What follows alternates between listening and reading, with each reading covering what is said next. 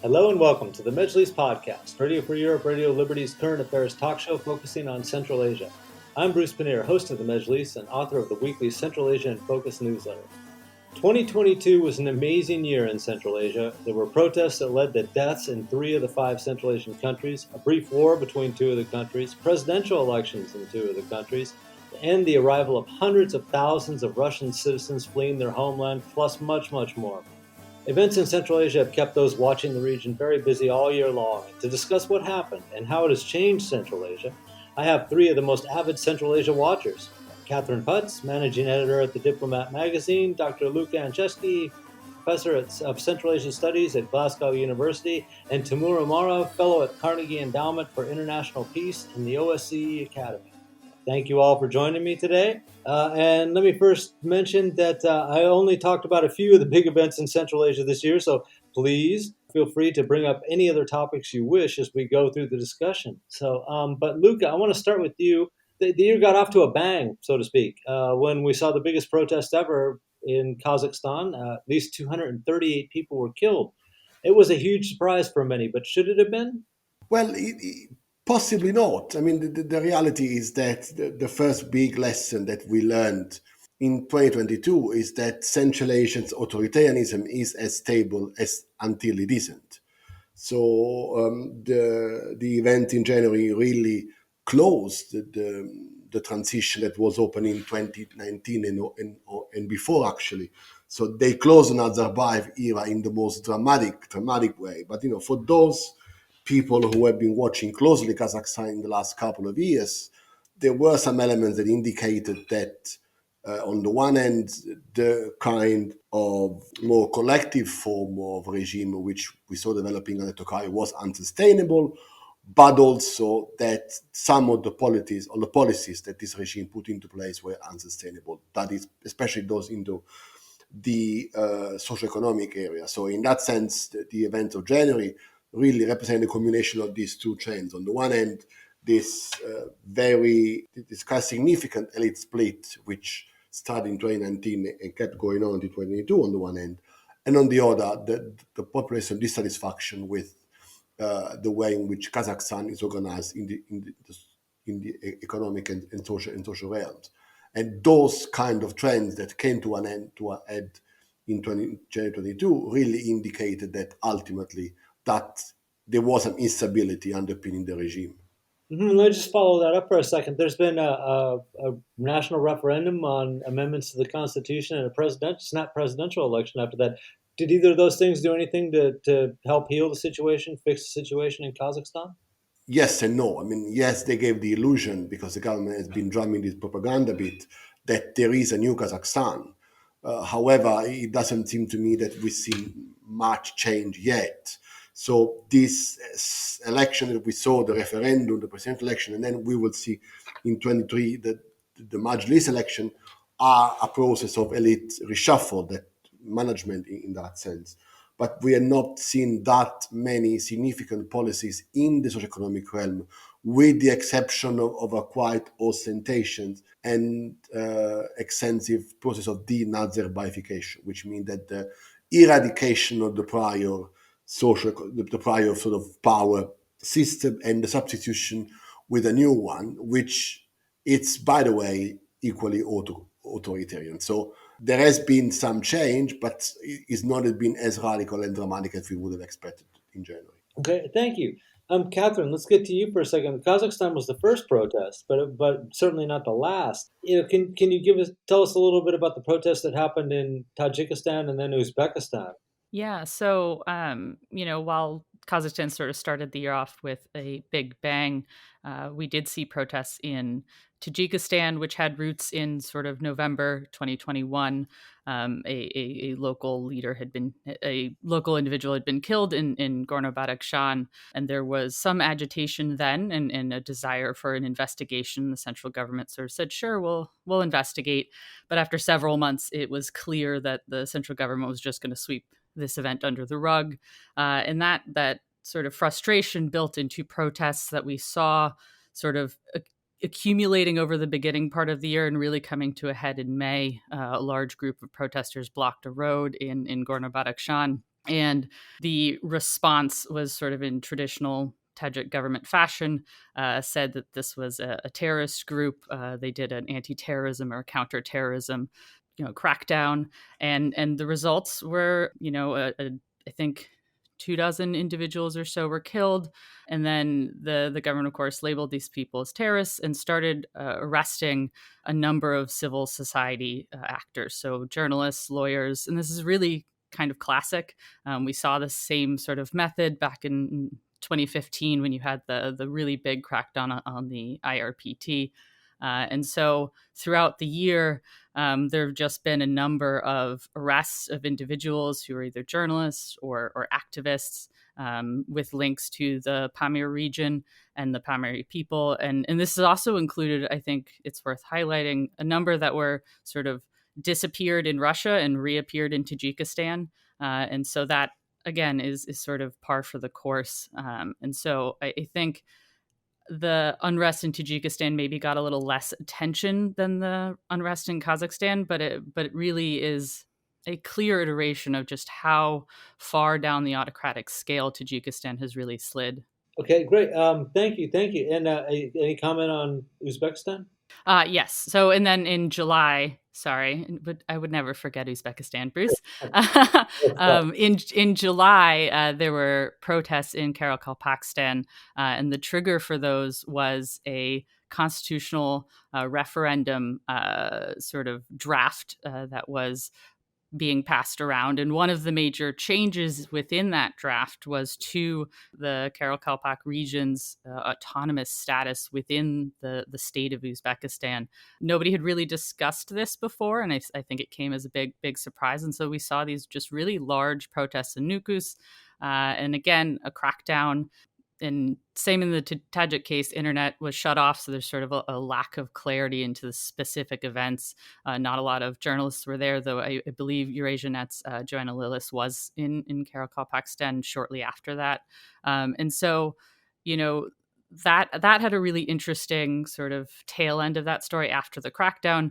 The constitutional referendum idea, I think, has been sort of shelved. There is a draft. Shavkat Mirziyoyev, the president of Uzbekistan, sort of took out these troubling provisions regarding Karakalpakstan, but there's still other constitutional referendum and changes that he would like to see go through. But I think since August, when the draft was sort of returned to committee, nobody's really said anything about when this vote will happen. So I think the unrest in Karakalpakstan really sort of cut off that political change. But it is quite interesting and worth looking at that we had protests and unrest in these two autonomous regions. Now, Karakalpakstan and Gorno-Badakhshan are very different in their status within their respective states and have their own sort of unique features, but they're still sort of different and sort of set aside from the rest of the states that they are within currently. Great, thank you. Temur, of course, you're free to comment on any of those, the protests that we've just been talking about. But I have another question for you, too, that, these things happen individually in a country. Maybe during the course of a year, there's protests in one country or something, but really, it's 31 years, never seen three protests on this scale break out in three different countries in Central Asia in the same year, and really actually within roughly a half a year of each other. Is there some? I mean, they seem disconnected. The issues certainly are disconnected, but is there more to this also? I mean, is this kind of a point 31 years on where you have a whole generation of young adults that are under 30 now in the country that don't know anything but independence? Are they reaching the limit on what they're willing to accept before they protest, or how do you see this? Yes, I actually don't really like generalization and talking about how everything is interconnected. But if there is one thing that we can say about Central Asia, United Central Asia, I think there is one trend that we observe for a couple of years already, and it's demographics. As you rightly said, the population in Central Asian countries is very young, around 30 years. In some countries, it's lower than this number, but in some it's a little bit above. But overall, the majority of the population in Central Asia is the same age as the independence of the states. And I think that for these people have just different vision of their countries, their position in the world, overall thinking about how life is and what the development path should their governments take. And the interesting thing is that they are ruled by completely different people who are, you know, much older than they. The average age for decision makers in Central Asia is 60 plus. They all were born in Soviet times. They inherited the power that they have from the Soviet Union, and they have completely different image of the world and how everything works. And I think what we are observing right now and what is happening in Central Asia, if there is one trend, is that this difference between the population and decision makers is becoming deeper and deeper, is becoming bigger and bigger. And this leads to people being dissatisfied with everything that is going on in their countries. And also, I think that important factor here is technologies, because everything and everyone have become transparent. People know today much more about the political regimes, about the political elites than ever before. And, you know, this brings a lot of questions in the society of where our money goes, where all of the, you know, luxurious cars and aircrafts and everything is coming from to our political elites, etc., etc. So I think these are two trends and two factors that bring to a mass protest all around the region. Oh, wow, great stuff. Luca, Katie, you want to say anything on that? No, I mean, I agree. I think that, I mean, from my point of view, on top of what Temur just mentioned, I mean, I'm very pessimistic as usual.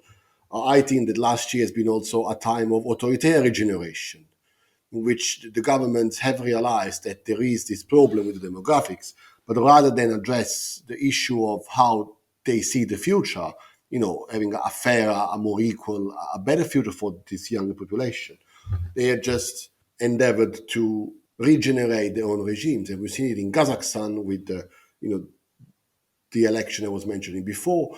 We see it in Uzbekistan with the constitutional amendment, which, you know, were mostly meant to remove term limits for Medvedev. We saw it in Kyrgyzstan, in Turkmenistan, where we have a dynastic succession. In fact, if you really want to be sort of realistic, probably the only youth in Central Asia who's been happy this year has been Serdar Berdimuhamedov, who got the job as the president. So it seemed to me that there is this problem with the discrepancy between population expectation and what the regimes are willing to do. But 2022 also taught another lesson, and that would be that regimes in Uzbekistan, Kazakhstan, and Turkmenistan have been looking forward to something, and they mostly managed to ensure another decade or so of authoritarian stability. And the only thing that I think I would add is sort of an economic factor. I think the youth in Central Asia don't see prospects in the way that, you know, their parents might have seen an improvement in the quality of life, an improvement in the kinds of technology and the access they have to the world.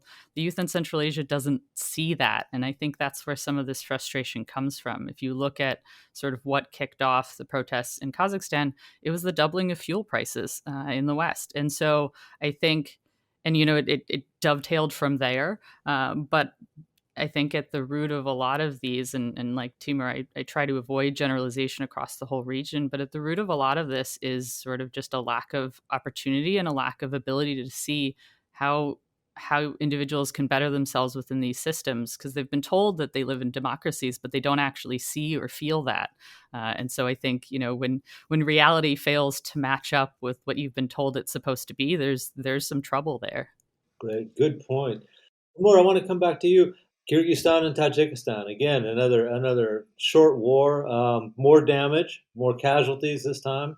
which is probably not surprising. Now obviously it's destabilizing along the border and everything. But this is a time when Central Asia is trying to promote some kind of regional cooperation and harmony, and we saw that didn't exactly come to pass when they all got together in Chulpan Ata during the summertime. But how destabilizing are the Kyrgyz Tajik tensions really for the region? For a region that's trying to get together and show a common front. Yeah, I would say it's a dangerous thing that we're observing on the border between Kyrgyzstan and Tajikistan, and it might be the only big obstacle for Central Asia in its way to more cooperation and some hints for integration in the future. But on examples of other countries, we've seen that territorial disputes are not something that impossible to solve. Just take a look at how Uzbekistan is solving its problems with almost all its neighbors, and it hasn't become a enormous issue. Of course, there's some tension between Uzbekistan and Kyrgyzstan, but not between the governments itself, but between the society, and mostly society in Kyrgyzstan is not happy with what's going on. But overall, we haven't seen, the level of conflict, as on the Kyrgyz-Tajikistan border. I think the main, if in a nutshell, the main problem here is that two both of the political regimes in Dushanbe and in Bishkek use this nationalistic rhetoric to gain more popularity for their own personas and for their own political regimes. And unless we have this, nationalism in the core of the political regimes in both countries, I don't see any prospects of this conflict being de-escalated or really solved, to be honest. And it's very dangerous because, in my view, the conflict that we've seen this year in September is a sign that, for example, Tajikistan is somehow losing control. We've seen some people who are not affiliated with the regular army participating in the conflict. So we see that they have access to arms, they have access to guns, and this is something dangerous, and this is something that destabilizing not only the situation on the border and in both countries, but also in the whole region. Thank you, Luca. The same question, kind of, but I'm gonna pose it a little bit different. Kazakhstan and Uzbekistan are really the drivers of this push for regional cooperation and unity, right? I mean, what position does the Kyrgyz-Tajik conflict put them in? I mean, they've been real reluctant to jump in and try to mediate. Yet clearly, it's in their interests that there would be peace between Kyrgyzstan and Tajikistan. Well, I think the gap between what the regional integrators should do and what they're actually doing is actually quite wide in Central Asia. I really struggle to believe that both Kazakhstan and Uzbekistan see their role so advanced as intervening in such direct conflict in any meaningful way. I think they talk about integration. It's somewhat more sterile, more technocratic. It is about economies, about exchange, about transport. So it does not really go as far, which is a problem, and we discuss later on if you want. Let's go as far as ensuring the kind of peace that we should have in a region that is integrating. So now the question is, always going back to the theme of the episode this week. I mean, have we learned more about the way in which the region integrates in 2022?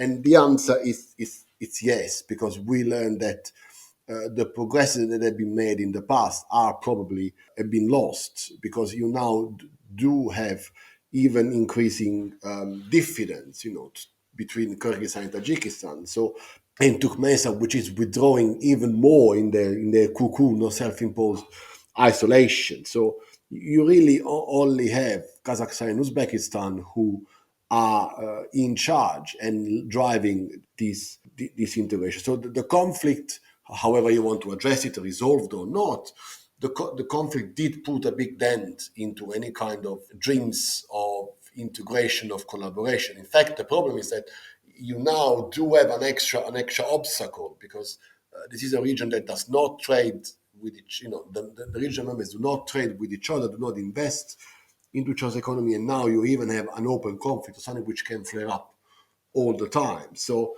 it seemed to me that 2022 taught us another clear lesson, is that the process for integration in Central Asia, also because of the conflict, regardless of whatever Uzbekistan and Kazakhstan may say, this process of integration is actually backsliding even further. Katie, just one question for you.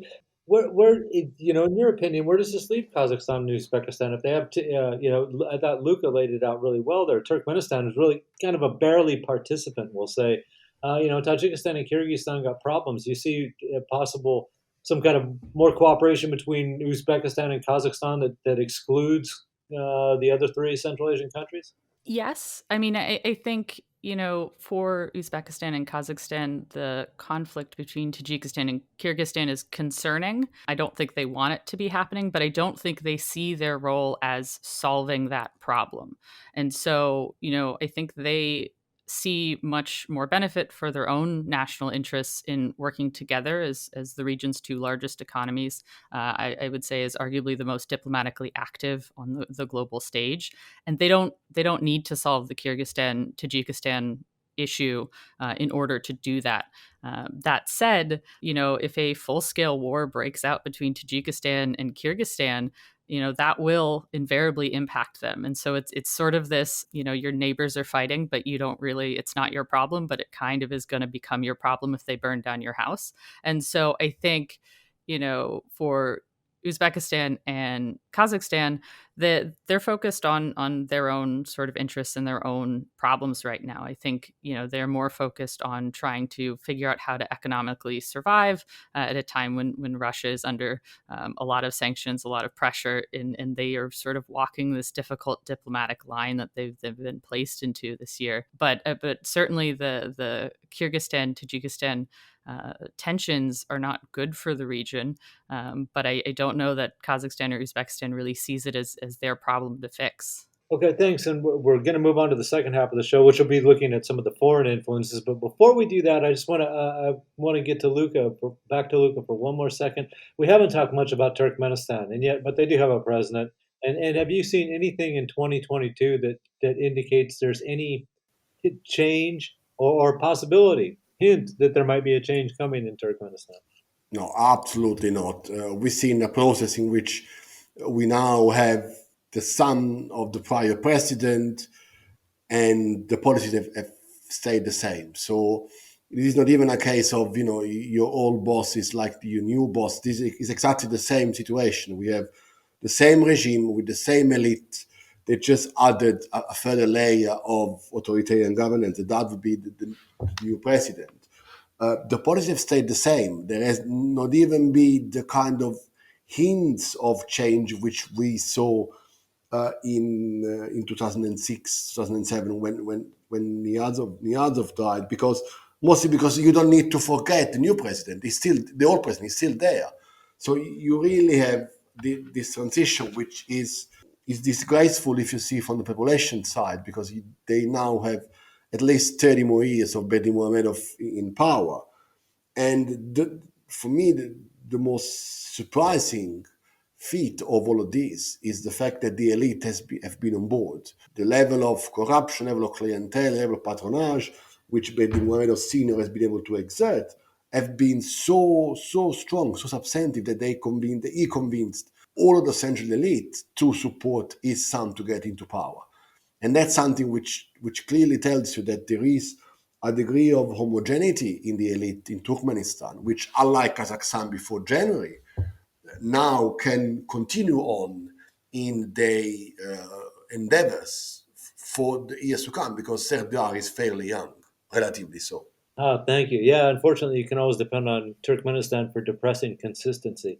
And we have reached a halfway point in our discussion, so it's time for me to remind that this is the Mejlis podcast, Radio for Europe, Radio Liberty's current affairs talk show focusing on Central Asia. I am Bruce Pannier, host of the Mejlis and author of the weekly Central Asia in Focus newsletter. We're reviewing the year 2022 in Central Asia, and joining me for this discussion are Dr. Luca Anceschi, professor of Central Asian Studies at Glasgow University, Temur Umarov, fellow at Carnegie Endowment for International Peace and the OSCE Academy, and Catherine Putz, managing editor at the Diplomat magazine. Okay, obviously, one of the biggest events in Central Asia and really internationally is Russia's war in Ukraine. But in Central Asia's case, it has had immediate and very obvious effects on what's going on in Central Asia. I'm going to start with you, Catherine, and everyone will get a chance at this one. What are some of the big changes that Russia's debacle in Ukraine have brought to Central Asia this year? Sorry for jumping the gun on the Russia-Ukraine war before the break, but I think one of the big I don't know that there have been big changes. I think what has happened in Central Asia is we've really seen in a very visceral way just the in-betweenness that these states have to diplomatically walk. I mean, I think, you can't really change geography. And so, Kazakhstan, I think, is the perfect example of this. It has a very long border with Russia. It has deep economic ties with Russia. It has deep political ties with Russia. There's no decoupling option available to these states. And so what you're left with is a maintenance of a relationship with Russia at the same time that Kazakhstan is trying to continue and promote connections with the global community and sort of continue to push itself into that middle power status. And I think the classic Kazakh foreign policy term of multi-vector diplomacy has really been highlighted this year as a necessity. And I think people have different opinions behind with regard to what different actions mean. I think we've all been reading the tea leaves all year and kind of can wrap ourselves in knots trying to figure out, well, what, Tokayev said this, what does that mean? But I think overall, when you pull back, Kazakhstan has maintained its relationships with Russia at the same time that maintains its relationships with Europe and the United States and sort of the rest of the world. Because, if there's any region that I think really understands what Ukraine is going through, I think it's Central Asia, because there's a point in time where I think Kazakhs could envision that could have been us, but that doesn't change the geopolitical reality that these states face. Okay, Luca, it's on some levels it works out well for the Central Asians that they're dealing in a much more equal level with Russia. It looks like going forward, but this has to be a huge disappointment for a lot of people in Central Asia. The big brother, the one they were always going to count on. If all the chips were down or something like that, it now looks pretty feeble, and in fact won't be able to do any of the things the Central Asians were kind of counting on Russia for years and years. How much? How much does that change the thinking in Central Asia? Well, I think that one of the major changes in this area, Bruce, relates to the fact that the illusion of Eurasian integration in Central Asia is now evident to everyone. Those states that are already in the Eurasian Union, and that's Kazakhstan and Kyrgyzstan in particular, they realize that there's nothing good to be sort of obtained from participation beyond having stronger ties with Russia, whose economy, by the way, is very much crippled by sanctions. So even the benefits of pre-2022 will now disappeared. And states like Uzbekistan, who have been debating in a very public way whether or not to join, now realize that it's probably not convenient to be part of that club anyway. So I think that that's possibly the most significant change that impacted the region as such. So the change of perspective of what associating with Russia really means. I mean, it means being seen as part of that section of the global community which is not respectable because, of the global condemnation that the Ukrainian invasion rightly attracted. But it also means that you as a state, they opt to re-enter some kind of imperial or post-imperial relationship. And in other area, this has become more visible than in the Eurasian integration, which is a problem even for what we were discussing before, and it is the fact that even regional integration does not work as far as Central Asia, which as a result has got the significant decrease of multilateral options for the regional states, leaving the possibility of international engagement really just to the bilateral capacity of the single state, which can be significant as Kazakhstan and Uzbekistan may have, but it decreases very much in the other states, which are pretty much left to their own device. And that's, if you look at the international relations of the region, that's a pretty bad place to be. And I'm going to follow up with you again because you're really the specialist here on Turkmenistan. Turkmenistan seems to be the only country that's actually got closer relations with Russia since the war in Ukraine started. Can you give us an idea why that might be true? I mean, I am not one who thinks that Russia's influence in the region has decreased significantly. I think that, and I wrote this a couple of weeks ago, that it's a particular moment in the way in which Russia interacts with Central Asia that has got obviously some lowlights, but there is no many places to go for the state. So in that sense, I don't really think that the Central Asian states can do without Russia. Turkmenistan is the best sort of example for that. It seemed to me that for security reasons, for energy reasons, for political reasons, the regime got closer to it.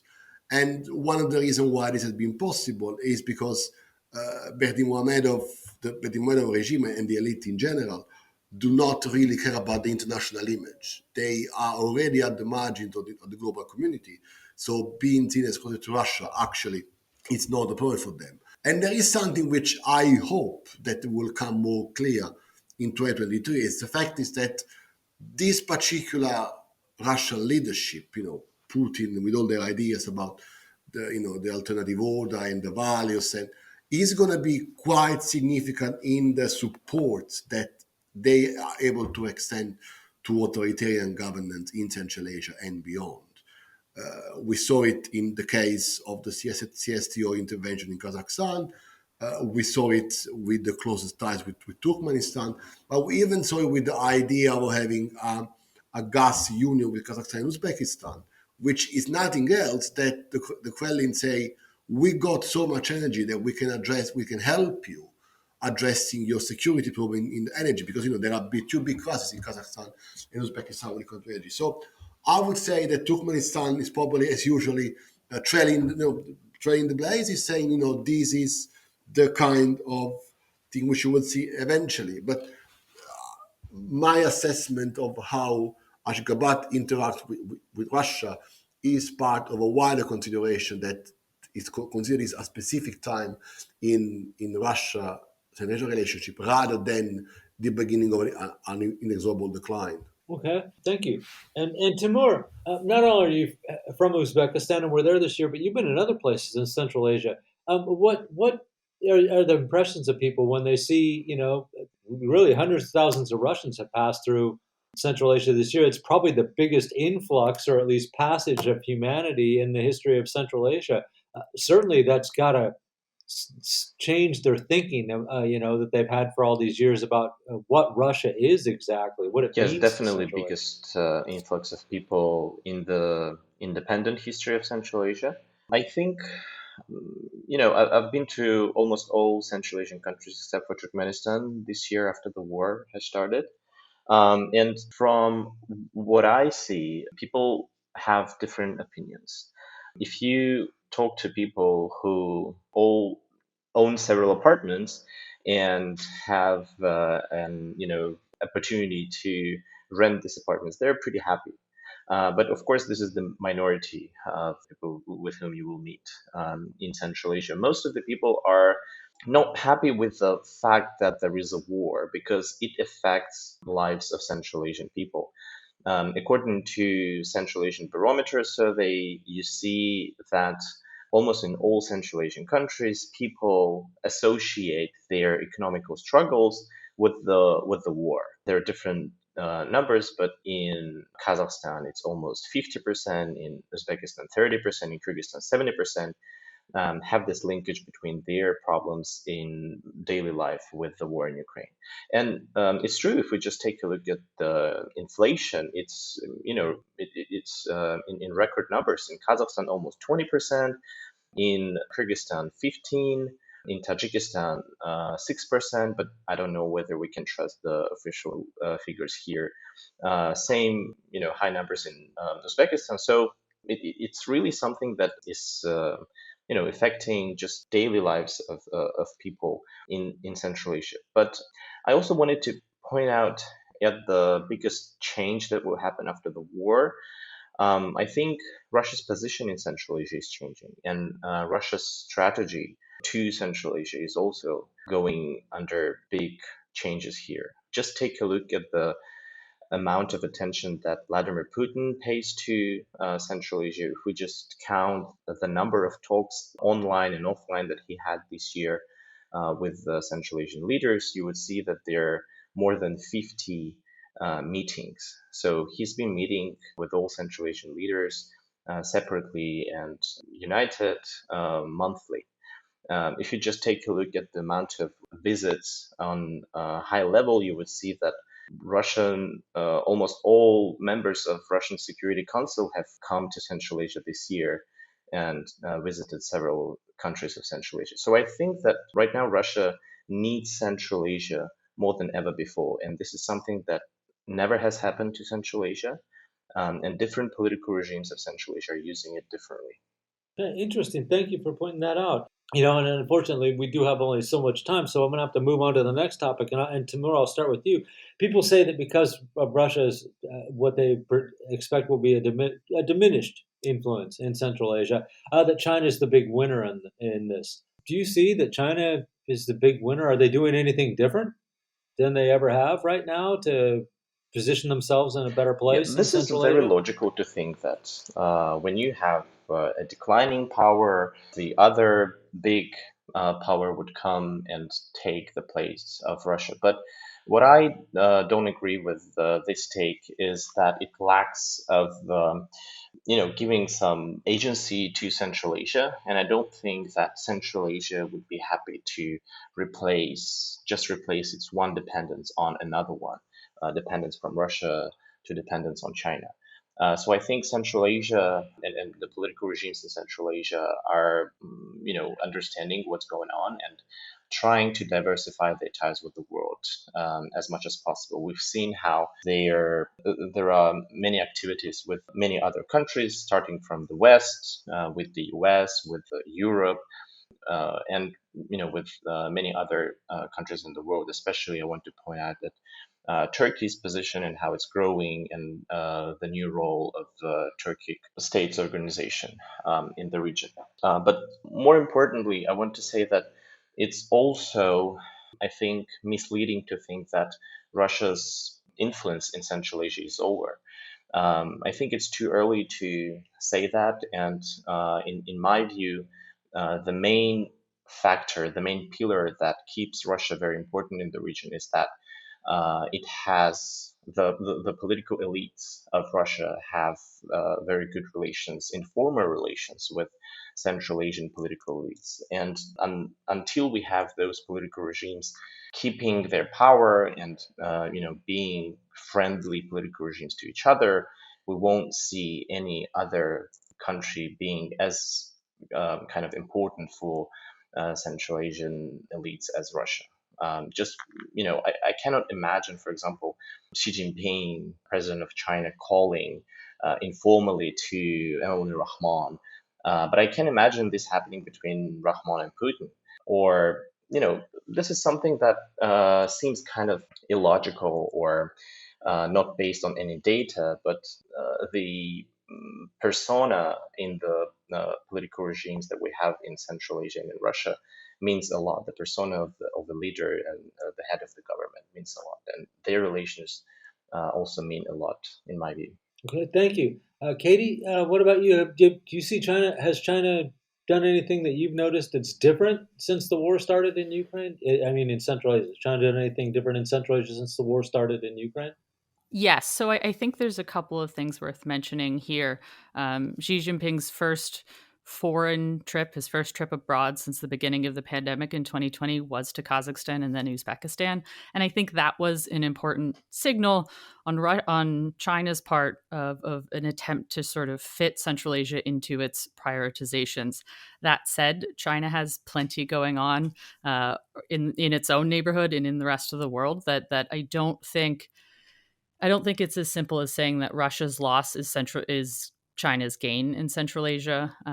But I think that trip underscored a certain degree of attention that China would like to pay to Central Asia. I don't know if they have the capacity to really do that. And then I think this year we've also seen a renewed discussion of the China, Kyrgyzstan, Uzbekistan railway. Not really technical progress, but lots of discussion. And so I think that's worth watching. But I think as Temur sort of highlighted, you don't have the sort of political elite connections that you have between Central Asia and Russia, between Central Asia and China. And I think that that's going to hamper that deeper development. And again, China has its own bevy of issues that we've paid a lot of attention to at the Diplomat this year. It had a party congress in which Xi Jinping was sort of installed for a third term.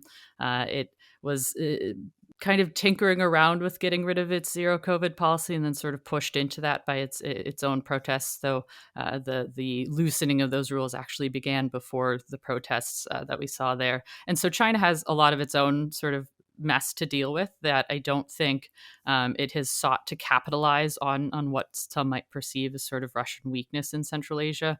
But it's an interesting relationship to watch in what ways China has sort of danced around criticizing Russia for the Ukraine invasion, but not really. It's been an interesting dance to watch because it hasn't been as critical as obviously countries in the West, but it also hasn't been extremely supportive. So it sort of has kind of danced on the edges of this, and I think you see that in Central Asia. It hasn't really sought to upend the balance, but there are these opportunities.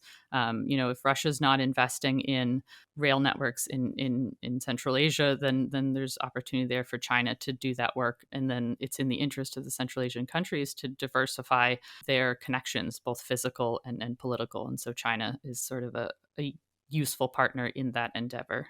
Thank you. Luca, if one country in Central Asia might be said to be at least getting a little bit closer to China, it would almost have to be Kazakhstan. I haven't seen China upping its game, so to speak, so much in Central Asia, but Xi Jinping's visit, his first visit since the pandemic started to Kazakhstan, and he mentioned that China would protect Kazakh, or at least help ensure Kazakhstan's sovereignty and territorial integrity, which, in light of recent Russian comments coming out from Russian officials, was exactly the kind of thing that President Tokayev wanted to hear. Do you think that this changes Tokayev and the Kazakh government's view a little bit about China vis-a-vis its problems with Russia, knowing that it does have support from someone like China, and therefore China has probably scored a couple points by Xi's visit? I am not one who actually believes in the mantra of Kazakhstan being a multilateral state, precisely for the issues that Temur was highlighting before. That is the fact that that Russia has got a particular position in the way in which foreign policy is thought of in the region. So to my mind, Kazakhstani foreign policy has been very much Russia focused, with having different vectors at different times, but the Kremlin vector has been the strongest one in a pool of 2 or 3, which varied in intensity. And it could be that now we're gonna see much more done together with China. I don't really believe. I mean, obviously, you have a lot of posturing going on, with all of this sovereignty and territorial unity discourse, which we've seen people like Xi Jinping, but also Tokayev himself mentioning a few times. I mean, I think that the key to understand where the regime will go, it's energy. Kazakhstan has got some problems in either the way in which the energy inflows are maintained stable throughout the country, or in the export sort of capability because of the Russia problem. We saw, I think that this year we got 3 interruption of the CPC in northwest Kazakhstan, so which is the main artery to pump the oil abroad. So China could be possibly a solution to the problems of energy security, both of a supply, as stability and as of export. But I don't really see a particular alliance coming up in that area. And in general terms, I think that the major task which we will see Kazakhstan having to face in 2023 is how to dealing with this protracted war in Ukraine, mostly because of the repercussion that Kazakhstan ties with Russia may have on the general management of the foreign policy and energy policy and commercial policy. So can China fill this gap? I'm a little bit skeptical about it. So we will see what kind of economic problems China faces when they eventually reopen from the zero COVID. We'll see what kind of role there is for Kazakhstan and Turkmenistan more widely in the post-COVID China.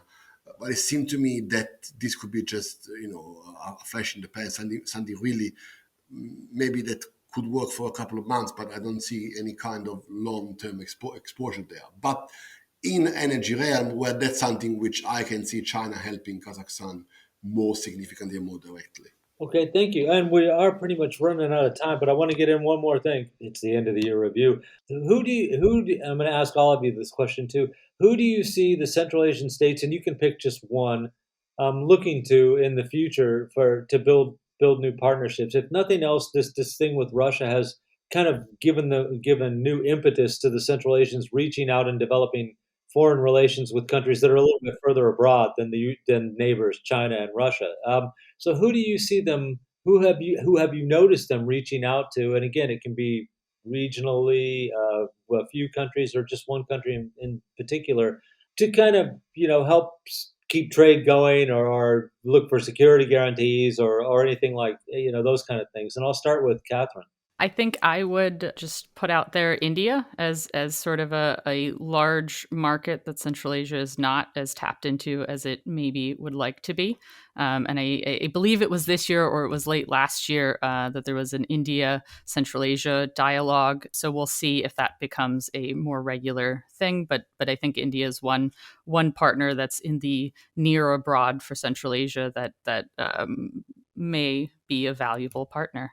Okay, Luca? I would say that we should look more closely at the Gulf relationship. The Arab Gulf and the Persian Gulf, if you also include Iran, should be closer to cooperation with Central Asia.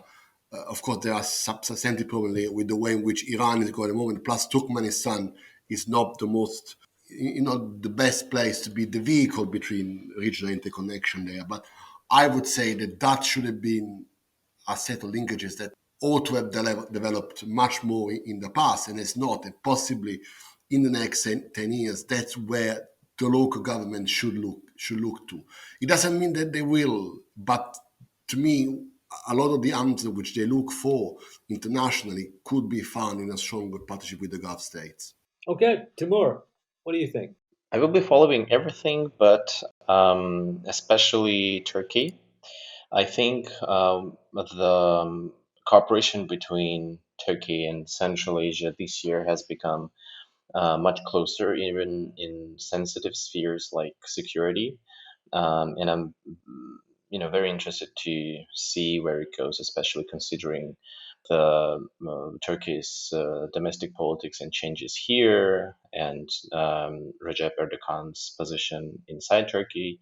I am interested to take a look at how it will affect the foreign policy and what Turkey's position in Central Asia would look like in 2023.